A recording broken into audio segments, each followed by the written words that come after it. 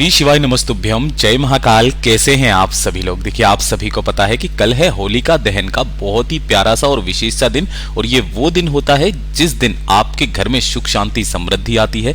परिवार की जितनी भी नकारात्मक ऊर्जा होती है वो आपकी दूर होती है। अगर किसी तरीके के कोई ग्रह दोष चल रहे हैं, किसी तरीके के कोई नुकसान आपके जीवन में हो रहा है, कोई कामना पूरी नहीं हो रही, धन की हानि हो रही है, तो आप सभी लोगों को होलिका दहन की रात्रि और इस दिन भद्रा भी लग रही है। तो आप सभी लोगों को पता ही है, मैंने आपको समय भी बता दिया था, जब भी होलिका दहन होगा उस रात्रि को आपको अपने घर के आग्नेय कोण में, अभी आग्नेय कोण क्या है उसको भी मैं आपको अच्छे से बताऊंगा। एक चीज मात्र आपको चुपचाप से रख देनी है, आपकी जितनी भी धन की संबंधित समस्याएं होंगी वो हमेशा के लिए समाप्त होगी।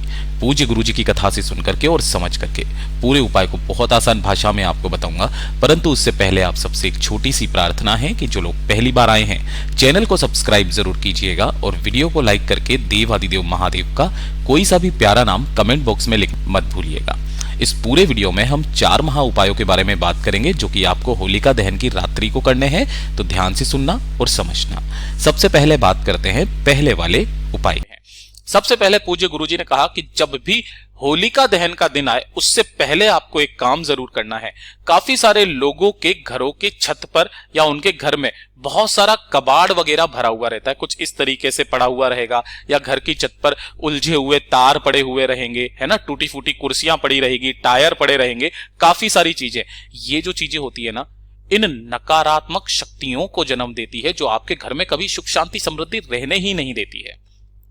आपको इन सभी चीजों को होलिका दहन होने से पहले हटा देना है। फटे पुराने जूते हो, कपड़े हो, जो भी है ना, उन सभी चीजों को हटा देना। ये सभी आपके घर में नकारात्मक ऊर्जा को प्रवेश करवाते हैं, है ना। दूसरा काम जो पूज्य गुरुजी ने बताया था कि ये जो होलिका दहन की अग्नि होती है ना, काफी सारे लोग इसे पवित्र मानते हैं। काफी सारे लोग ये बोलते हैं कि भैया ये तो एक चिता है, इसका उपाय कैसे करें, इसकी राख कैसे लाएं। काफी सारे जो सवाल होते हैं ना उनके मन में हमेशा बने हुए रहते हैं, है ना। तो अगर आप इसे एक चिता मानते हैं, इनके कोई उपाय अपने घर पे नहीं करते हो, राख छिड़कने का बोल दिया, बहुत कुछ काम करने के लिए बोल दिया, लेकिन नहीं करते हो, तो उसके लिए कैसे उपाय करना है उसके लिए मैंने अलग से एक वीडियो बना दिया है। अगर आप चाहें तो वो वाला उपाय भी कर सकते हैं। सबसे अद्भुत और अचूक उपाय होते हैं आज की होलिका दहन की पूर्णिमा की रात्रि के।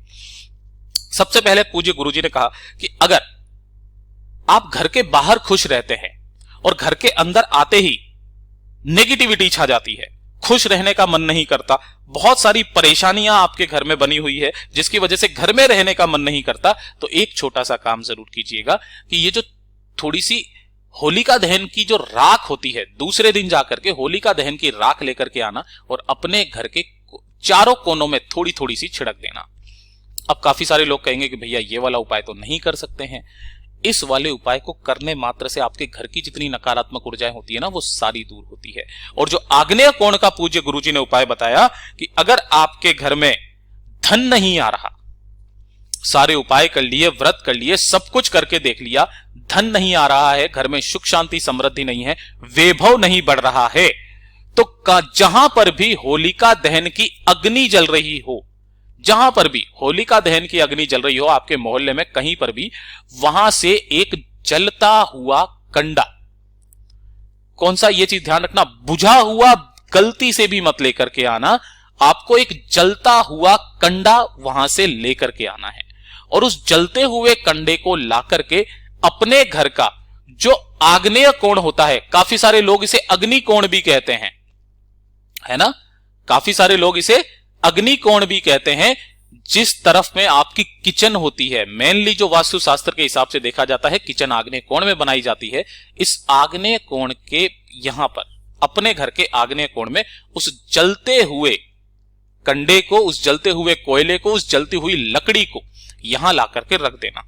फिर उसके बाद में वो चाहे बुझ जाए कोई दिक्कत नहीं है, लेकिन जलता हुआ कंडा ला करके अपने घर के आग्नेय कोण में रख देना, जो कि साउथ ईस्ट का जो रहता है, इसको हम लोग साउथ कहते हैं, इसको ईस्ट कहते हैं, साउथ ईस्ट के जो बीच का ये रहता है, आग्नेय कोण में रख देना। आपके घर की सारी नकारात्मक ऊर्जाएं दूर होगी, आपके घर में पैसे की आवक होना स्टार्ट हो जाएगी। ये जो टोटके होते हैं ना, आपके जीवन को बदल करके रख देते हैं। और साथ ही साथ पूज्य गुरुजी ने कहा दूसरे वाले उपाय के अंदर कि अगर अगर आपके परिवार से बीमारियां दूर नहीं हो रही है, काफी सारे उपाय व्रत सब कुछ करके देख लिया, कोई व्यक्ति है बहुत ज्यादा बीमार रहता है, छोटी छोटी सी बातों पर बीमार हो जाता है ना, या फिर उसे चर्म रोग जैसी संबंधित समस्याएं हैं, स्किन से संबंधित समस्या है, तो स्किन से संबंधित समस्या के लिए एक उपाय पूज्य गुरुजी ने बताया कि आपको होलिका दहन की जो राख होती है ना, इसे लेकर के आना है ठंडी होने के पश्चात, और अपने शरीर पर मल के इसके अंदर थोड़ा सा आपको मिलाना होगा गाय का घी। किसका? गाय का घी इसके अंदर मिलाना, और आपके शरीर पर, स्किन पर जहां कहीं पर भी समस्या है ना, उस जगह पर नहाने के आधे घंटे पहले लगा लेना, और आधे घंटे के पास आपको स्नान कर लेना है। इस राख को आपको अपने घर पर 7 दिन तक रखे रहने देना है, और 7 दिन तक आपको इसी तरीके से आधे घंटे पहले लगा करके स्नान कर लेना है। आपकी चर्म रोग की सारी समस्याएं खत्म हो जाती है। इतना अद्भुत और अचूक उपाय है। और अगर आपकी किसी भी तरीके की कोई बीमारी है ना, शरीर में किसी तरीके का कोई रोग है, तो एक पान का पत्ता लेना, इस पान के पत्ते के ऊपर आपको रखना होगा एक बताशा और एक लौंग का जोड़ा। बताशा आप सब लोग जानते हैं, एक लौंग का जोड़ा। लौंग का जोड़े का मतलब समझ जाना, यानी कि 2 लौंग आपको इसी वाले पान के पत्ते के ऊपर रख लेनी है, ठीक है ना।